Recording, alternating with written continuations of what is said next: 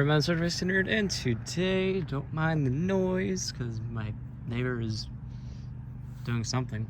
I don't know. Anyways, today we're doing something I never really thought I would do. I've had people suggest I do this, and I kind of really want to do another one of this, but second in command is basically doing it. But yeah, we're doing a marine impression, which I don't think I've ever really done. So this will be interesting. But yeah, so this is basically my kit for our short film we're doing that's coming up this weekend that we're going to be filming. It'll probably be released next week, just depends how long it takes one of my buddies to edit it, and then we'll get it uploaded. It'll be on my channel and Trench Builder 22's channel. That's the guy who's going to be editing it. And, you know, he's the big marine guy. And he's also doing stuff for 1st Infantry Division, so yeah. But of course there'll be things that'll change with this impression. Some things will be added, stuff like that. But I'm just going to go over it, and also going to be going over some history that I do know, and also future updates, one about the short film, two about other videos. So yeah, let's get into it.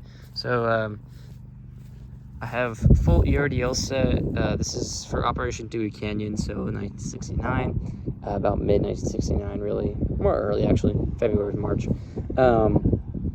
So you'll see the Marines adopting ERDL, so you'll see a lot of guys with it.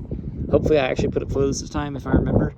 There's not a lot of photos of Dewy Canyon, but there are some that are pretty good reference points. Got an OD green t-shirt, and it is mainly common to see guys just wear pants and a t-shirt. However, I've seen a lot of guys who have ERDL wearing all ERDL, like with the jacket, and with the sleeves rolled down too.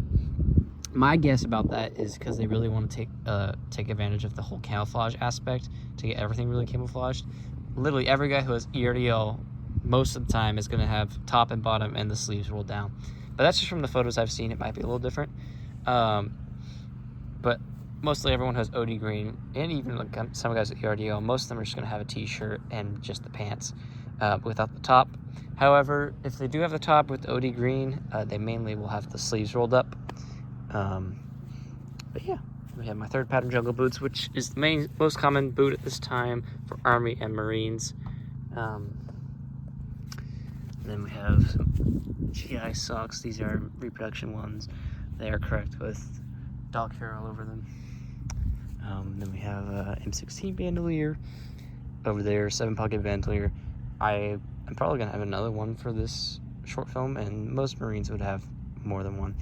They kind of did something that the Army would do later on around this time as well, which is getting rid of the big huge equipment sets and just going for like a light equipment set with a bunch of bandoliers. So you'll see guys mainly with 2 or 3. Some guys just have 1, but that's very uncommon. So that goes to the website. In 1969, the Marines started adopting a lot of M56 gear. So we have an M56 belt, 3 M56 canteen pouches. This is like the most common setup you'll see. And then bayonet, that'll stay on the belt. However, my JFAC, it is a reproduction one, but that will end up going on the flag vest and be connected to the flag vest. I'm going to be wearing an M55 for the short film and not my 3/4, but we'll get to that in a little bit. So I have my M17 gas mask bag. Ever since Hoist City, since the VC used tear gas on the U.S. troops, I think is what the story is. I could be wrong. The Marines made sure all of their men had gas masks and gas mask bags, and so that is a mandate. And my helmet, it's just a standard M1 helmet. It's more of an Army setup, but it's got early war liner. I think it's the P65 liner or P64 liner, and then Mitchell camouflage cover. It's really good condition. It's dated, I think, 74. I think is what this one's stated. Got that original. There is no helmet band. The other common thing, you mostly see that, but you also see guys with the inner tubes, and then chin straps wrapped around.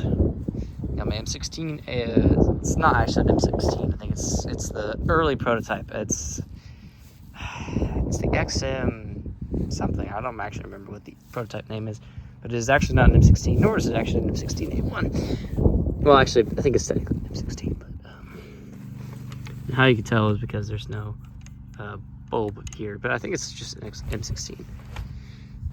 Got the 3-prong, which is the early war style, which you start seeing getting phased out this time.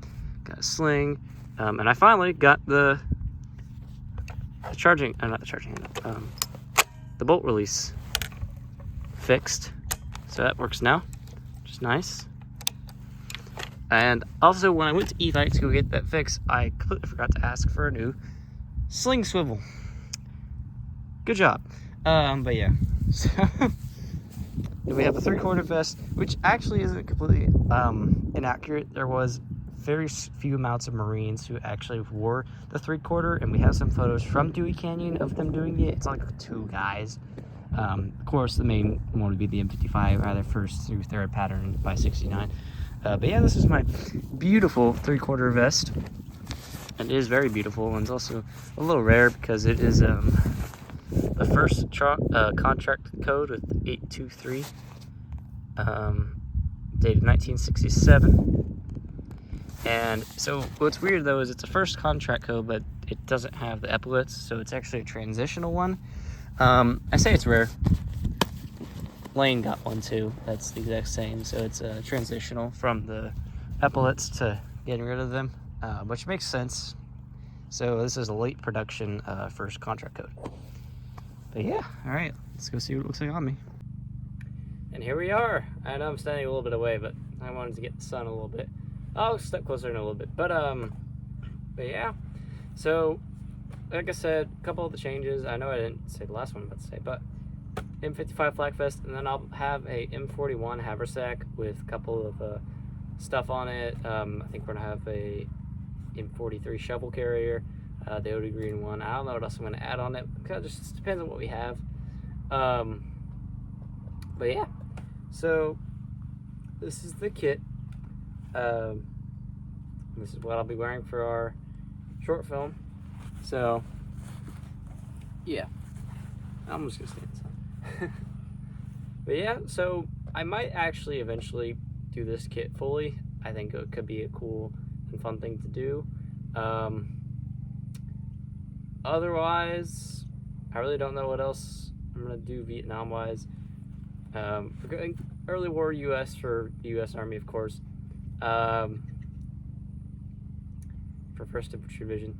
And I think I'm also gonna do, of course, the Texas Revolution stuff. The next videos I should be posting should be about stuff that we do this weekend. I'm not going to spoil it. There's 2 things that I'm not going to say that are going to be videos. Hopefully, no, one of them will be. The other one I'm not. We'll see if that comes out. But I hope that one does, because that would be cool to show y'all. But yeah, so just expect some videos about what we're going to do this weekend. Of course, the short film, this video. And then I think after that, it's probably going to be more Texas Revolution stuff, and probably get more into Vietnam. And if I can crawl myself out of Vietnam, I might branch off World War I. Probably not World War II, but World War I might be the next war I go towards to doing stuff for. So just look out for that. Anyways, thank you for watching, and I'll see you next time.